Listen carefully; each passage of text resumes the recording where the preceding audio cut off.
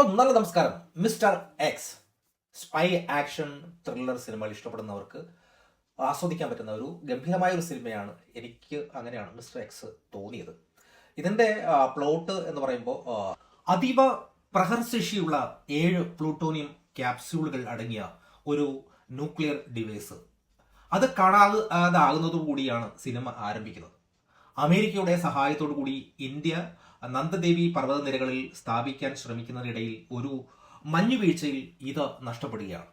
വർഷങ്ങൾക്ക് ശേഷം റഷ്യൻ യുറേൻ പർവ്വതനിരകളിൽ നിന്നും ഒരു സംഘം ഇത് കണ്ടെത്തുകയും പാകിസ്ഥാന് കൈമാറാൻ ശ്രമിക്കുകയും ചെയ്യുകയാണ്.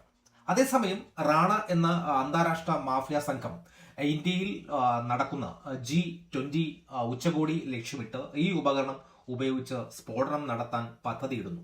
രാജ്യത്തെ ഈ മഹാവിപത്തിൽ നിന്നും രക്ഷിക്കാൻ ഇന്ത്യൻ രഹസ്യാന്വേഷണ ഏജൻസിയായിട്ടുള്ള റോ രംഗത്തിറങ്ങുന്നതും ഏജന്റായിട്ടുള്ള ആര്യ ഈ ദൗത്യം ഏറ്റെടുക്കുന്നതുമാണ് സിനിമയുടെ ഇതിവൃത്തം എന്ന് പറയുന്നത്.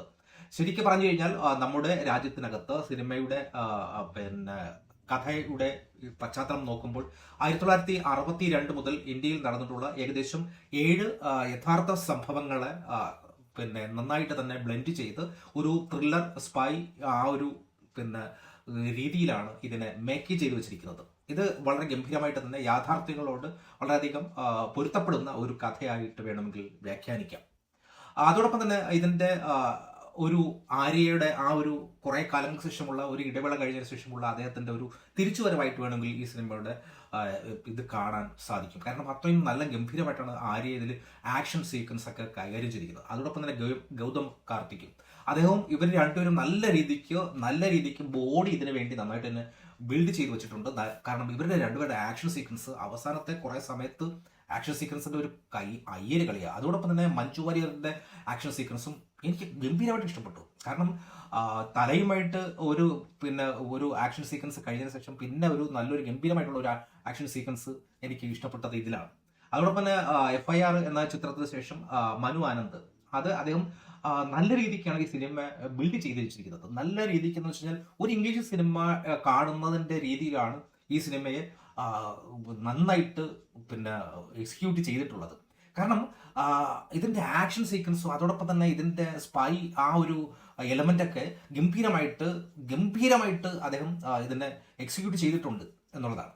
അതോടൊപ്പം തന്നെ ഇതിൽ ഒരു രീതിയിലുള്ള അശ്ലീലമോ അങ്ങനെയുള്ള ഒരു സാധനങ്ങളോ അല്ലെങ്കിൽ അങ്ങനെയുള്ള ഒരു ഗംഭീരമായിട്ടുള്ള രക്തച്ചൊരിച്ചിലോ അങ്ങൊന്നും ഇല്ലാത്തത് കൊണ്ട് തന്നെ ഫാമിലി ആയിട്ട് തന്നെ പോയിരുന്ന് കാണാൻ പറ്റും. അതോടൊപ്പം തന്നെ നമ്മുടെ ഇന്ത്യൻ പ്രധാനമന്ത്രി അനുസ്മരിപ്പിക്കുന്ന ഒരു കഥാപാത്രം ഇതിനകത്തുണ്ട്. ആ കഥാപാത്രം എന്താ പറയുക, ഒന്നും പറയുന്നില്ല, രാജ്യവിരുദ്ധനായി പോകും.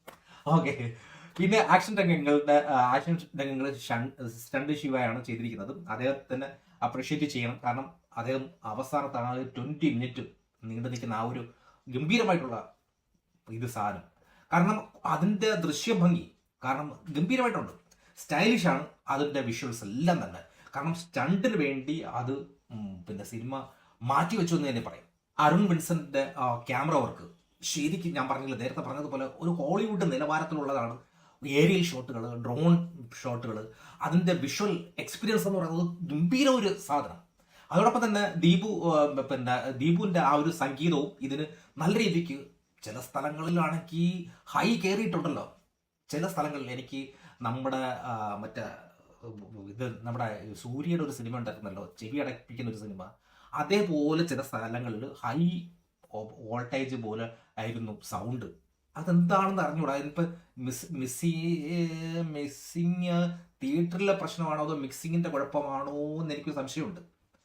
പിന്നെ ഇതിന്റെ നെഗറ്റീവായിട്ട് എനിക്ക് തോന്നിയത് ഇതിൽ ഒന്നാമത്തെ കാര്യം എന്ന് വെച്ചാൽ ഈ നായകന്റെയും വില്ലന്റെയും ബാക്ക് സ്റ്റോറി ഉണ്ടല്ലോ, ബാല്യകാലത്തിന്റെ അതൊരു ക്ലീഷ ആയിട്ടാണ് എനിക്ക് തോന്നിയത്. പിന്നെ ഉള്ളൊരു പ്രശ്നം എന്ന് വെച്ചാൽ ഈ സിനിമയുടെ ഇപ്പൊ റോയും അതോടൊപ്പം തന്നെ മിസ്റ്റർ എക്സും ഇപ്പൊ സെപ്പറേറ്റ് ആയി. അപ്പോൾ സെപ്പറേറ്റ് ആയപ്പോൾ അത് വീണ്ടും ഒരു സെക്കൻഡ് പാർട്ടിലേക്ക് സിനിമ കൊണ്ട് എത്തിക്കുകയാണ്. പക്ഷേ അവിടെ സിനിമ അവിടെ ഫിനിഷ് ചെയ്യാമായിരുന്നു. എന്നിട്ടും സെപ്പറേറ്റ് ആക്കി, രണ്ടുപേരെയും സെപ്പറേറ്റ് ആക്കിയിട്ട് ഇനി എന്താണ് കാട്ടിക്കൂട്ടാൻ പോകുന്നത്?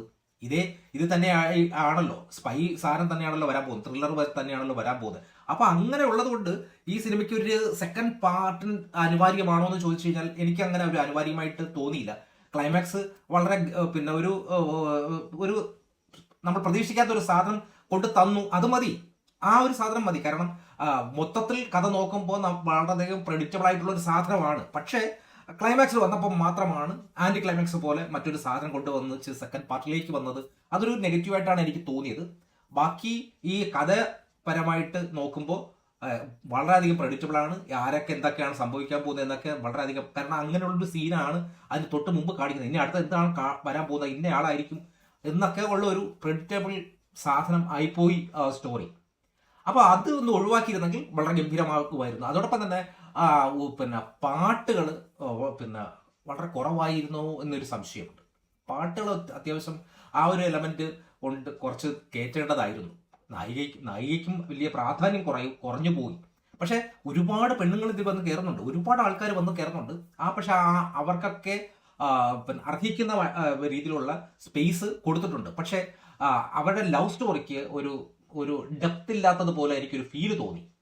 എന്തോ അങ്ങനെ ഒരു സാധനം എനിക്ക് തോന്നി. അങ്ങനെ വെച്ച് നോക്കുമ്പോൾ, മൊത്തത്തിൽ വെച്ച് നോക്കുമ്പോൾ ഒരു സാധാരണ ഈ സ്പൈ മൂവിയൊക്കെ ഇഷ്ടപ്പെടുന്നവർക്ക് തീർച്ചയായും ഇത് ഒന്ന് എക്സ്പീരിയൻസ് ചെയ്യാം. ഒരു തവണ പോയി തിയേറ്ററിൽ പോയി എക്സ്പീരിയൻസ് ചെയ്യാൻ പറ്റുന്ന ഒരു സിനിമയാണ്. ഒരു 5ൽ ഒരു 2.8 ഒക്കെ മാർക്ക് കൊടുക്കാൻ പറ്റുന്ന ഒരു കുഴപ്പമില്ലാത്ത ഒരു സിനിമയായിട്ടാണ് എനിക്ക് ഫീൽ ചെയ്തത്. Thank you.